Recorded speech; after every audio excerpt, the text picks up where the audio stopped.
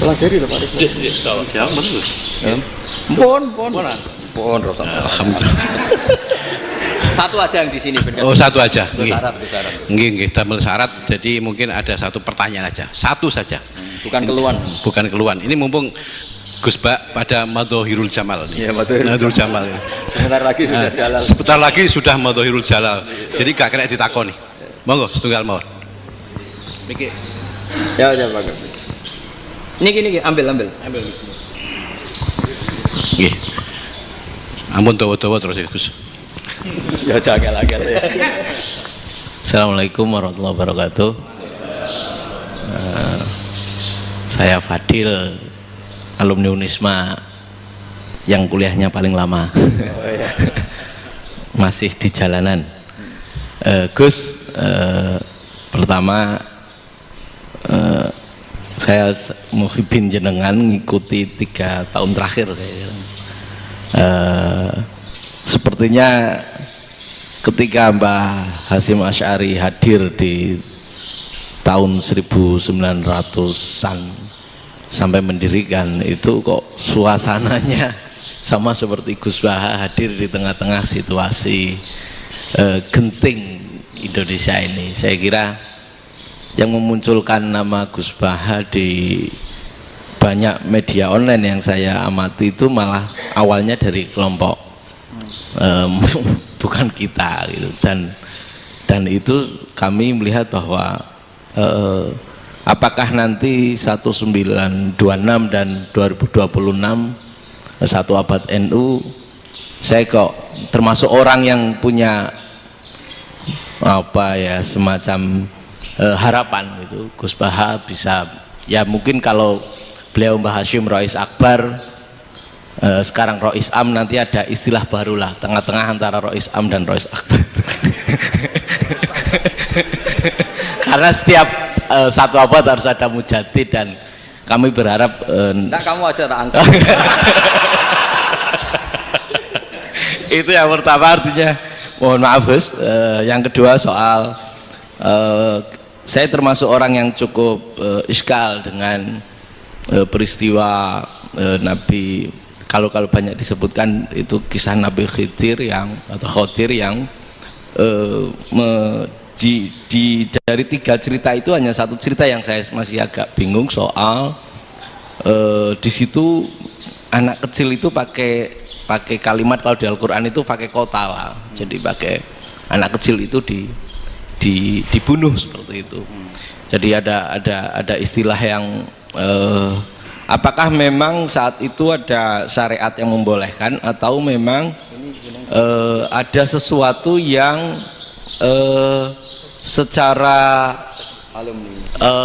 secara dari Allah Subhanahu wa Ta'ala memang itu dibolehkan untuk Nabi Khidir. Jadi di antara semua cerita itu saya yang agak iskal yang itu. Kalau yang kisah soal membocorkan itu mungkin masih bisa masuk ya, tetapi apakah sudah ada ilmu psikologi yang sangat tinggi sehingga kalau ada anak-anak yang idiot itu atau apapun istilahnya yang sekarang itu boleh dilakukan tindakan begitu gitu. Nah ini saya lebih provokatif dari Pak Rektor biasanya. Artinya mohon maaf karena pemahaman saya ada 2 pendekatan ilmu yang masuk, satu seperti Nabi Musa, yang satunya seperti Nabi Khidir. Mudah-mudahan ada sedikit penjelasan.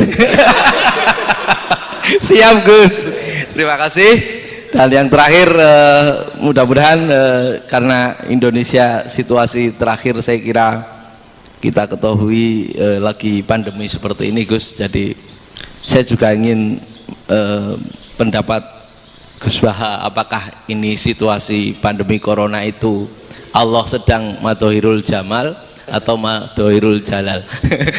Terima kasih.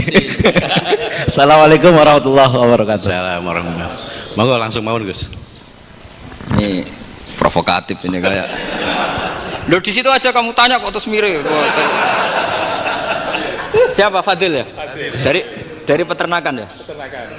Tapi mau ngomong tafsir itu. Mulai kacau peternakan ngomong tafsir ini mulai kan. Iki Yai kula Nggak, ini ada yang hafal Quran ngaco, paling nggak setengah hafal. Nggak, yang dari Unisma. Nggak, begini, ayat itu kan ditutup wa ma fa'altuhu an amri, ya saya maknani wa ma fa'altu lan orang nglakoni ingsun hu ing kabeh sing kasebut an amri mergo kepinginanku ingsun. Jadi saya melakukan itu semua bukan karep saya sendiri. Jadi Khadir sendiri itu kamu untung tidak nekuni tafsir. Kalau nekuni tafsir yang kamu soal bukan Nabi Khidir, karena Nabi Khidir itu hanya satu orang. Yang kamu soal harusnya Israel.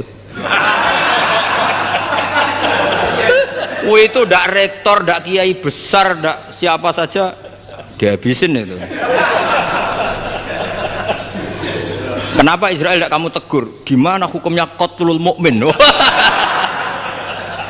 Kenapa Israel tidak kamu masukkan ayat wa may yaqtul mu'minam muta'ammidan fajazaohu jahannamu khalidan fiha? Ingat ya Israel. Iya kan? Nah, Israel melakukan pembunuhan itu, kadang yang dipateni nyuwun sewu ya orang soleh betul. Tapi wae kabundut ya.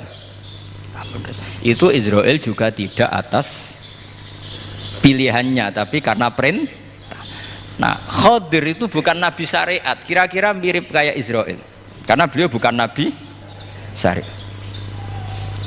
Jadi ini agak aneh, ini kan orang nekuni tafsir kayak saya sampai berjilid-jilid kitab. Saya kemarin mata saya agak sakit karena saya nangis itu sudah 2 hari. Bukan mikir sampean, tapi mikir ilmu ini harus ada yang mempertahankan. Karena apa ya, nekuni ilmu itu kan ribet. Kalau yang nekuni ilmu terus dosen terus rektor itu ya agak ada fasilitasnya. Kalau nekuni ilmu kiai itu naruh keramat kan taqabbalallahu minna minkum taqabbal ya karim. Iya, tapi saya alhamdulillah keramat, jadi ya tetap hidup itu. Saya ulang lagi ya. Harusnya Mas Fadil itu kalau nekuni itu yang disoal tuh Nabi Khidir. Nabi siapa? Apa malaikat siapa? Israel. Karena itu korbannya lebih banyak.